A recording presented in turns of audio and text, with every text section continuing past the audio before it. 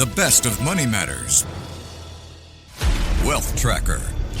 Welcome to the Wealth Tracker, where we dive into the uncharted territories of niche investment strategies that promise to redefine wealth. Hello, I'm Hongbin Jeong. Now, what direction will bond markets take in 2025?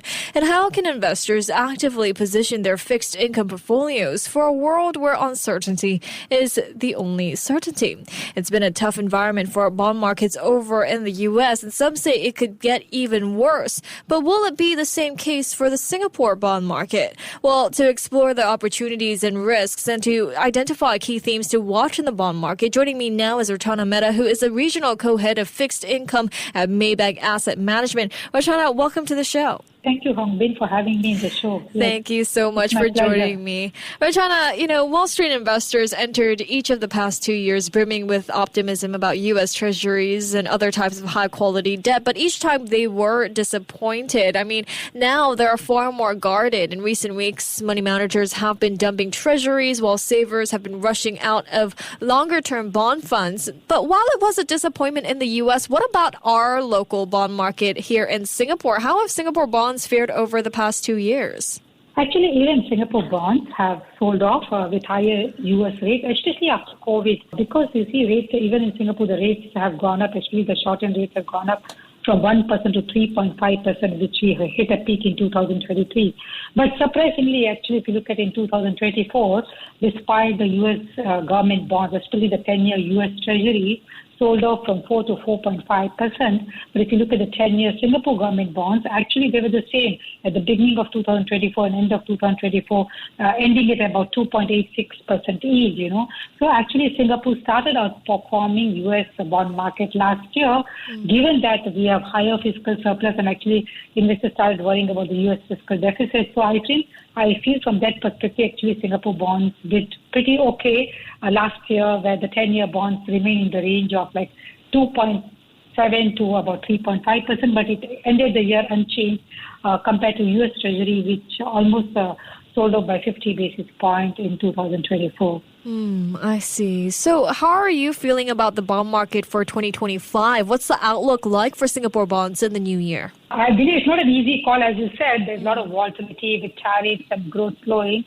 But I definitely think even this year we expect the Singapore bonds to outperform U.S. government bond market, especially given that there's higher U.S. fiscal deficit and the growth is still strong in the U.S., where in our home country, in Singapore, we are expecting actually MAS to ease its policy in January as inflation is coming down.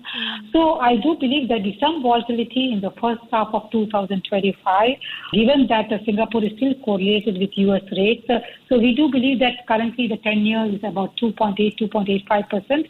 But if it goes to, say, 3.25 to 3.5%, if it sells off, it will be very, very attractive to buy Singapore government bonds from a long-term perspective, because as we all know that Singapore is a country which have got a budget surplus. So I feel from that perspective, about 3 to 3.5% yield in 10-year Singapore government bonds offer attractive long-term return, So I do believe that there'll be some volatility in the first half, but I think anytime I see a sell-off in 10-year Singapore government bonds to 3.25%, we'll like to add to the portfolio. I see. So what are some factors that influence the bond market, and could we see the same theme playing out for the year ahead? Yeah, definitely. Some of the main factors affecting the bonds generally, of course, is inflation. One of them is currency, especially for emerging markets.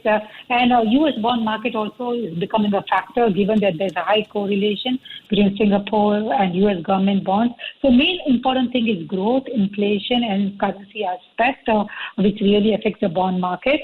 So I do believe that higher U.S. rates in the first half of 2025 may also cause sell-off in the Singapore government bonds, but that will give us an attractive opportunity to add from a long-term perspective, I think, the Singapore government bonds. And for us, basically, the Singapore dollar also has been very, very strong over the last couple of years. So given that inflation is finally coming down, we believe that MAS may ease its policy in January. So we believe the short-term rates will eventually start coming down and the curve will start steepening, and that is a point to start adding some long-term bonds in your portfolio. I see. Well, from a diversification point of view here, then why should investors, unless you're high net worth individuals, invest in bonds on their own, given that a large chunk of the CPF is already invested in fixed income? Yes, that is true. But if you look at the CPF, the yield they are giving is about 2.5%. So for your retirement, it may not be enough for just to earn 2.5% in your portfolio. So as a long-term investor, I believe that if you get a Singapore government 10-year bonds at 3% to 3.25%, it's very attractive to add to your portfolio compared to CPF. Of course, CPF is a good investment, but there are a lot of other good quality corporate bonds can give you a yield of about 3.5 to 4%. So I feel in terms of diversification, it does help, especially if you need higher interest income for your retirement, and 2.5% may not be enough. Then I feel that even buying a 10-year Singapore government bond and holding till maturity, you're getting at least 50 basis points more. And if you can diversify into high-quality corporates, you may get about 3.5%, which is 100 basis points more. So I do believe that it still helps just to earn the extra income apart from the CPF money in fixed income. I see. Well, of all the types of bonds here, whether it's government or corporate, and of different currencies, where do you see short-term and longer-term opportunities? Okay, so we believe that for 2025, it will be a year of carry. If you look at US dollar, you're roughly getting about 5 to 6% yield if you build your portfolio using both corporate and government bonds. Singapore government bonds and Singapore corporate bonds, if you build a portfolio, you can get a kind of yield of about 3.5%. Because if you look at over the last 1 year, despite there's a big sell-off in US rates, the credit spreads tighten a lot. So we believe that this year we may not see tightening in the spreads, but just from an outright carry perspective, I think it's good. So most of your returns this year will come from carry. And at some point, you may get opportunity to add actually extra duration to the portfolio. So as of now, we believe that it's better to just buy 2 to 3 year bonds.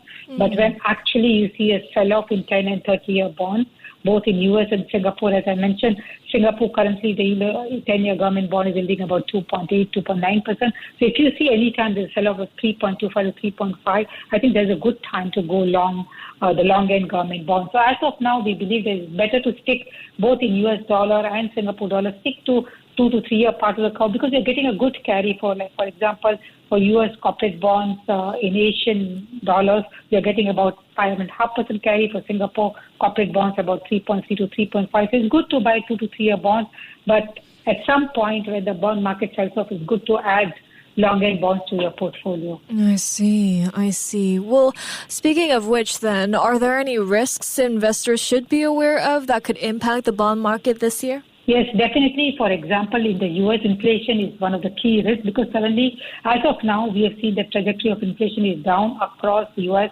And even if you look at Asia and emerging market, inflation is coming down.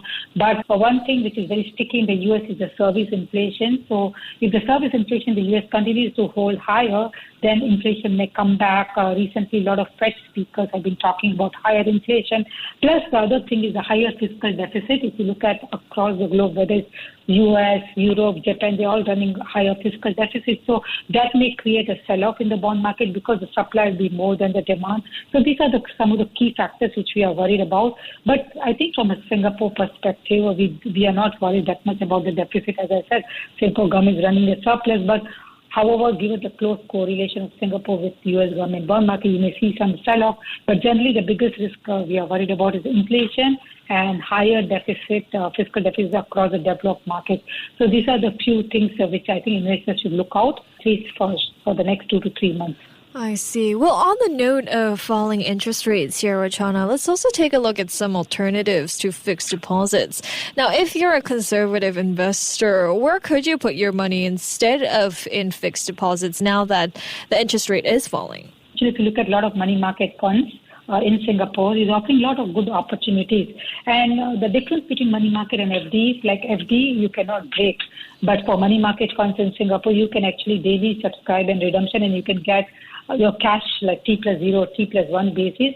And the best part of the money market fund is it's pretty well diversified. Given the strict rules for Singapore, like a minimum rating is A minus or above, so you cannot buy anything below A minus. So from that perspective, I think a lot of money market funds offer good diversification, especially given that the short-end rates are still very high. Like if you look at Singapore T-bills, is offering 3%. So a lot of these money market funds can buy the Singapore T-bills and very short-dated CPs, corporate papers, which can give you like a yield of 3.3, 3.4%. So overall, you can still get a portfolio yield of 3 to 3.2% for a money market fund. And the best part is you get liquidity, and it's very, very diversified portfolio. And money market funds don't take too much risk, given that we have constrained the maximum maturity or the duration of the fund is only 6 months.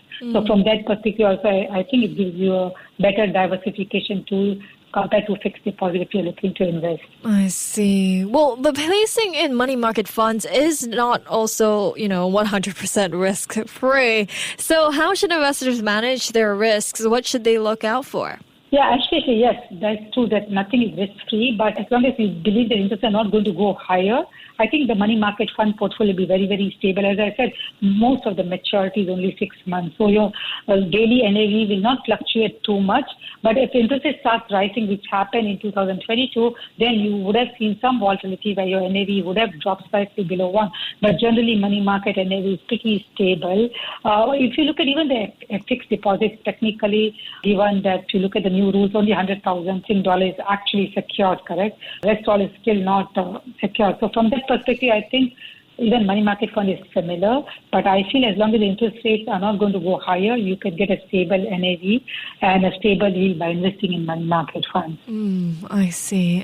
Well, thank you so much, Rachana, for your time and your insights today. Thank you so much. Thank you so much for joining us. That was Rachana Mehta, who is a regional co-head of fixed income at Maybank Asset Management. This has been the Wealth Tracker with me, Hongbin Jeong. Before acting on the information on Money FM, please consider if it's suitable for your own investment objectives, financial situation, and risk tolerance. Before acting on the information on Money FM, please consider if it's suitable for your own investment objectives, financial situation, and risk tolerance.